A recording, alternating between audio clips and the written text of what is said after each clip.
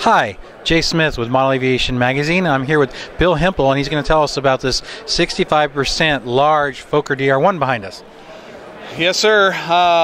This was one of my dreams, to do a very large airplane, and looking at the AMA rules, we determined that we could do a 65% DR-1 and still come in under the 125 pounds. And so we designed and built up this 65% DR-1. It's got a 16-foot top wingspan. It stands just over 6 feet tall, weighs 120 pounds, ready to fly. So, you know, we crossed that threshold, so we're really excited about it. And we decided to market it as the largest ARF in the world. So now you can purchase this as a almost ready to fly airplane. What does it cost to purchase this airplane as an ARF? Well, this ARF's $3,600. It's a complete airframe, built, covered, painted, ready for your radio installation. We designed it around a 3W275 motor, and it requires 8 servos, and it's your basic ARF, just larger. Which makes it much easier to work on. Easy to work on. I actually had to use a step ladder to do some work on the engine once. That's kind of funny, because I had to get up and inside, so I had to get a step ladder. You like big airplanes. You always fly big airplanes, but not many people have seen a DR-1 this big. How does it fly? This airplane flies really, really great. It's a real pussycat. I remember when I was building it, obviously, and designing it, I was really worried about, you know, I've seen the quarter scale ones. I've seen people fly them and flip them upside down and cartwheel them, and obviously I didn't want that to happen with this airplane. So we studied the real model, or not the real airplane, and figured out where the axle should be in relationship to the airplane, and the center of gravity is really important. And what I've come to determine is a lot of modelers that fly the DR-1 balance the airplane nose heavy, and because they want it to be stable.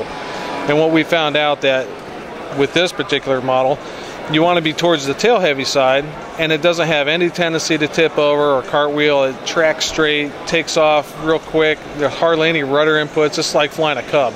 It really is that easy. How much fuel does it hold on board? We have an 80-ounce Dubro fuel tank, and it's about 20 minutes worth of flying. That's pretty impressive then. Yeah, we fly about quarter throttle, and we just putt around the sky. And the only time we go to full throttles is during takeoff, or we want to climb up real high, or so we just putt it around. What about as far as either storage or transport, disassembly? How long does that take to disassemble it or assemble it to get it ready? Well, being a triplane with all the wing panels are in half, so we have 6 separate wing panels, all joined to the fuselage by carbon fiber wing tubes like you'd find in a typical model. But because of the number of wings, obviously it takes a little bit longer to put it together. There's no flying wires, so that saves a lot of time there. The interplane struts, there's 4 of these, so you have to bolt those on. So it does take a little bit longer. It takes myself and one other person about 30 minutes, 25 to 30 minutes to put the airplane together, taking our time, making sure everything's done. So it's not bad.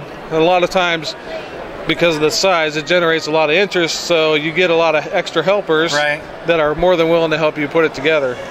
Will you be flying this at any upcoming events like Joe Nall or any events around the country? Well, yeah, that's our plan. We just got it flying late in 2012, so we got about a dozen flights on it now. We're going to continue to do some flight testing, make sure everything's sound with it, and start going to some IMA events. Obviously, we're taking it to the Joe Nall this year. There's a few other customers in the U.S. that have these, and they're flying, and hopefully we're looking, as of right now, to have about 3 of them at the Joe Nall this year.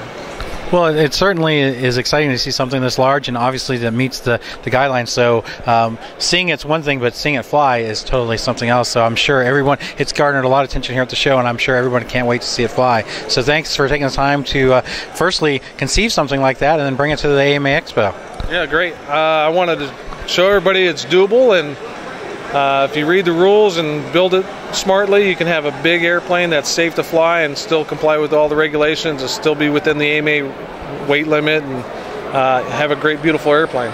So we're looking forward to demonstrating it, showing it off to everybody. Excellent. Well, thanks for your time, Bill. Thank you very much.